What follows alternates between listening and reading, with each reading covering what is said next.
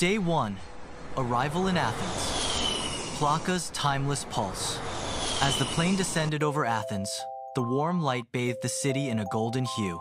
The Acropolis stood proudly in the distance like a crown of ancient stone. Steve and Maya arrived at a charming boutique hotel tucked in Plaka, the oldest district in Athens. Bougainvillea spilled from balconies, and the narrow cobblestone streets echoed with history. Wearing their signature casual outfits and excited grins, they wandered the streets. Cafes buzzed with life. Bakers set out trays of koulouri, and musicians played Greek folk tunes.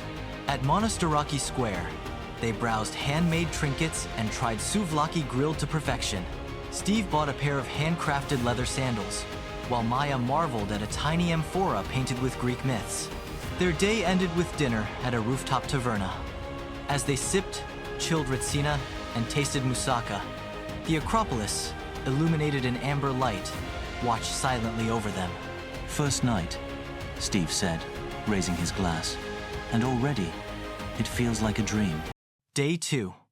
Acropolis. Walking with the ancients. With the morning sun casting a golden sheen over the hills, Steve and Maya climbed toward the Acropolis, a bucket list moment. Steve, camera ready, captured Maya's awe as she gazed at the Parthenon's towering columns. The air smelled of sun-warmed stone and wild thyme. They explored the Erechtheion, admired the caryatids, and stood still in the Theater of Dionysus, imagining ancient plays performed under the sky. As they walked, Steve stumbled over a marble slab. "Watch it," Maya teased. "Even the gods test your footing." Later, they visited the Acropolis Museum, a modern masterpiece. They stood mesmerized by the marble friezes, and Maya sketched the Temple of Nike in her notebook while Steve discussed sculpture restoration with a local guide. A street vendor outside sold them sesame bread rings. The afternoon melted into a slow stroll back to Plaka, passing blooming olive trees and whitewashed walls. Day 3. Modern Athens. Art, guards, laughter. Today began at Syntagma Square, where they watched the Evzones in traditional uniforms march with stoic precision. Maya giggled as Steve tried to mimic the high kicks behind a marble pillar. From there, they explored Irmu Street, filled with boutiques, cafes, and the occasional stray cat napping in the sun. Steve bought a hand-carved olive wood chess set. Maya picked up a pendant shaped like Athena's owl. They visited the National Archaeological Museum, marveling at ancient gold masks, Cycladic figurines, and a gleaming bronze Poseidon. Maya whispered. "Each statue looks like it has a story trapped inside." Later, they lunched in Exarchia, where art splashed across alley walls. A tiny cafe served vegan spanakopita and herbal teas. A playful orange cat jumped into Steve's lap and wouldn't leave earning it the nickname Zeus Jr.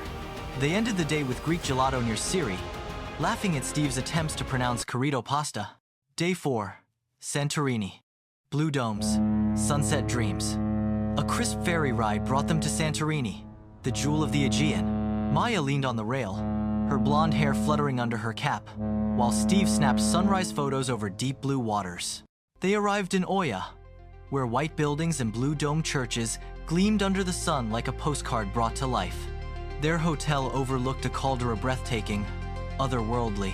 Wearing their familiar casual clothes and sun hats now added, they explored narrow cliffside paths, donkeys trotting past with jingling bells. They sipped fresh orange juice and ate flaky cheese pies.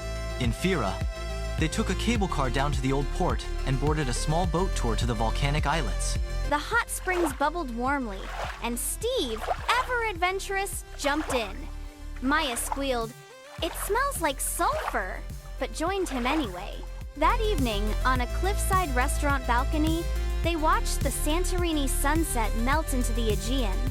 Maya whispered, "This is the most beautiful thing I've ever seen." Steve replied, "Second most."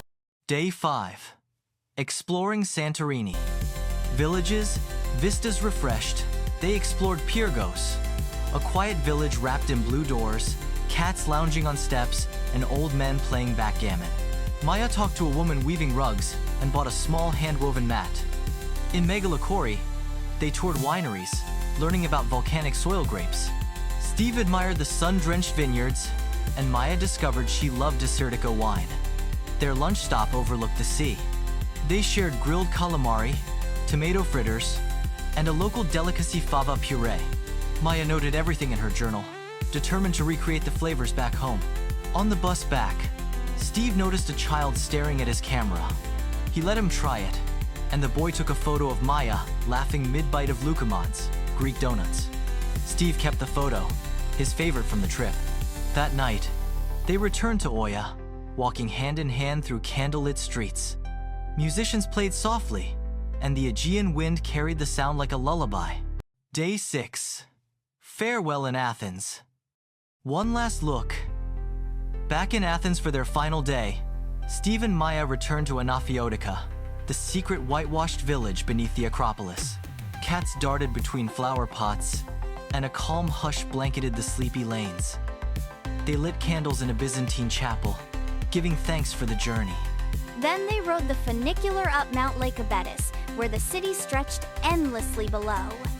We were right there, Maya pointed, and there, and there. Their final lunch was at a small taverna in Kolonaki, where locals chatted over backgammon.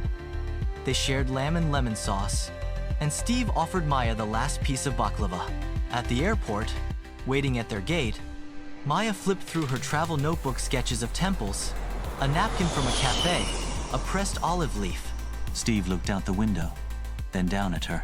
We walked with gods, ate like kings, and fell more in love. And now, Maya smiled, we carry Greece in our hearts for... Ending scene. Plane window view. As the plane soared above the clouds, Maya rested her head on Steve's shoulder, her cap tilted back. Below them, the Aegean shimmered blue and mysterious. I still hear the sea, Maya said softly. Steve smiled, holding her hand. It's not the sea, it's Greece whispering. We'll come back.